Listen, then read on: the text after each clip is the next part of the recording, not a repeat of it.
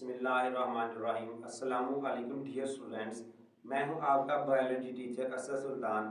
آج کا ہمارا ٹاپک چیپٹر نمبر 1 سے ہے مسلمان سائنسدان۔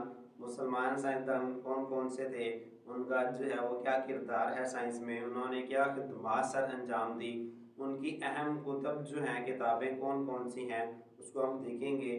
جابر بن حیان، عبد الملک اسما اور ابو علی سینا، ان 3 سائنسدانوں کو ہم آج دیکھیں گے۔ تو سب سے پہلے ہے جابر بن حیان۔ جابر بن حیان کا جو دورانیہ حیات ہے، زندہ رہنے کا جو پیریڈ ہے وہ 721 سے لے کے 815 تک ہے۔ جابر بن حیان ایران میں پیدا ہوئے اور انہوں نے عراق میں طب کی پریکٹس کی۔ طب کہتے ہیں جو ڈاکٹری کا علم ہوتا ہے، ٹھیک ہے، میڈیسن کا جو علم ہوتا ہے، اور پریکٹس کرنے سے مراد ہے ٹریٹمنٹ کرنا۔ یہ ڈاکٹر جب بیماری کا ٹریٹمنٹ کر رہے ہوتے ہیں یا اپنی ڈیوٹی سر انجام دیتے ہیں تو اسے وہ کہتے ہیں کہ ہم پریکٹس کر رہے ہیں۔ تو پریکٹس سے مراد ہوتا ہے ٹریٹمنٹ کرنا، لوگوں کا علاج کرنا۔ انہوں نے کیمسٹری میں تجرباتی تحقیق کا عمل متعارف کروایا۔ کیمسٹری میں ریسرچ کیسے کرنی ہے، اس کو جو ہے وہ ایکسپیریمنٹس کیسے کرنے ہیں، وہ انہوں نے متعارف کروایا تھا۔ اور پودوں اور جانوروں پر کئی کتب بھی تحریر کی۔ پودوں اور جانوروں پہ کافی ساری انہوں نے کتابیں بھی لکھیں۔ ان کتابوں میں سے جو ان کی مشہور کتابیں ہیں وہ النباتات اور الحیوان ہیں۔ النباتات جو پودوں پر ہے، الحیوان جو جانوروں کے اوپر ہے۔ سیکنڈ ہے عبد الملک اسما، ان کا دورانیہ حیات 740 سے 828 ہے۔ انہیں پہلا مسلمان سائنسدان مانا جاتا ہے جس نے جانوروں کا تفصیل سے مطالعہ کیا۔ یہ چیزیں MCQ کے پوائنٹ آف ویو سے بھی یاد رکھیے گا، ٹھیک ہے۔ تو پہلے مسلمان سائنسدان جنہوں نے جانوروں کا تفصیل سے مطالعہ کیا وہ عبد الملک اسما تھے۔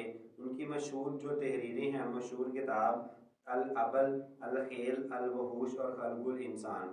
آگے یقین جانور کے اوپر تھی وہ بھی بتایا گیا ہے۔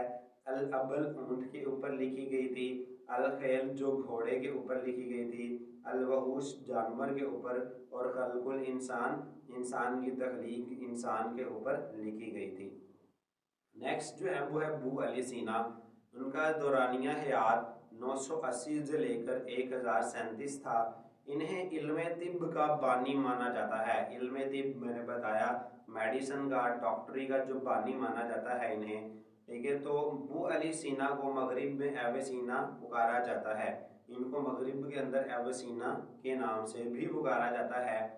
وہ ایک طبیب، معالج یعنی علاج کرنے والے ڈاکٹر بھی تھے، فلاسفر بھی تھے، ماہر فلکیات، چاند تاروں کا علم رکھنے والے کو ماہر فلکیات یعنی ایسٹرونومر کہتے ہیں، تو ایسٹرونومر بھی تھے اور ایک شاعر بھی تھے۔ ان کی ایک کتاب القانون فی الطب کو مغرب میں علم طب کے قانون کا درجہ حاصل ہے۔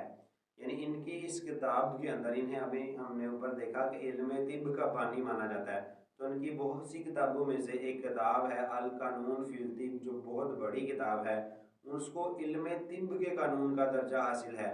یعنی میڈیسن کے اندر جس طرح کسی بھی ملک کے اندر ایک رولز اینڈ ریگولیشن یا وہاں کا قانون ہوتا ہے جو ہر رہنے والے کو، اس ملک کے اندر رہنے والے کو وہ فالو کرنے پڑتے ہیں، اسی طرح جو میڈیسن کے یعنی جو ڈاکٹرز اسٹڈی کرتے ہیں تو اس مغرب کے اندر انہیں یہ ایک قانون کے طور پر پڑھائی جاتی ہے۔ یعنی میڈیسن پڑھنے والے اسٹوڈنٹس کو ان کی اس بک کو فالو کرنا پڑتا ہے، ان کے اس بک کو جو ہے وہ قانون کے طور پر پڑھنا پڑتا ہے۔ یعنی وہ جو کچھ بھی کرے گا وہ ان کے بک کے لحاظ سے کرے گا۔